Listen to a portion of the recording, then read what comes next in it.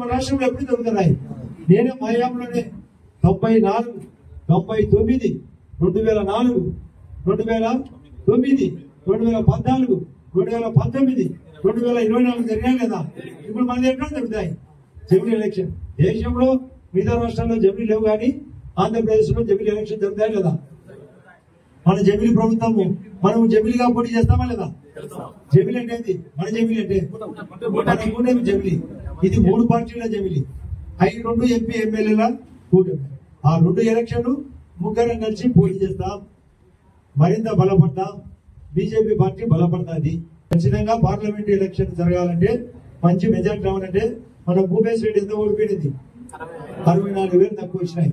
5 చోట్ల మెజార్టీ, 2 చోట్ల తక్కువ. ఆ 10,000 ఈ 5 చోట్ల మెజార్టీ 10,000 సరిపోయింది.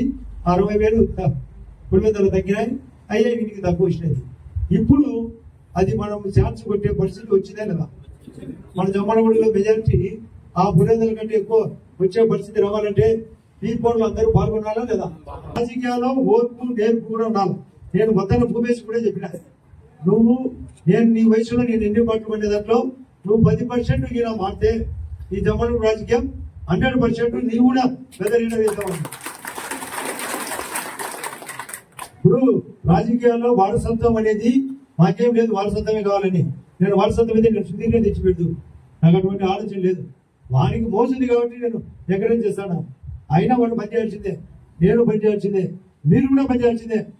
పబ్లిక్ పార్ట్నర్షిప్ అనేది అందరికీ హృదయపూర్వకంగా మాకు మేము అంతో ఇంతో చెట్టు నాటమంటే నాటకుండా నేను ఫైర్ స్టేషన్ లో పెట్టినా ఒక్కటి చెట్టు నాటా. నేను అనుకునే అవ్వద్దు, దీనికి 500 కాగితాలు 2,000 కాగితాలు నన్ను అంటే నన్ను సగం పడుకోలేదు. మా ఊరికి ఎందుకు ఇవ్వలేదని, మా ఇంటికి ఎందుకు ఇవ్వలేదని. ఇది పోలా లేదా? పోలా. మామూలుగానే పోయింది. యాక్షన్ వద్దు, ఫ్యాషన్ అనే పూర్తి స్థాయిలో చేయాలి. మనకు జమ్మలమడుగు నుంచి వేపరాలకు ఒక పెద్ద పిచ్చి రాబోతుంది. సుగుమంచిపల్లి నుంచి పెద్ద నుంచి 20 కోట్లతో మరొక పిచ్చి రాబోతుంది. బెడుదూరు నుంచి పొట్టిపాడు మధ్య కొండాపురం మండలంలో మరొక పిచ్చి రాబోతుంది 20 కోట్లతో.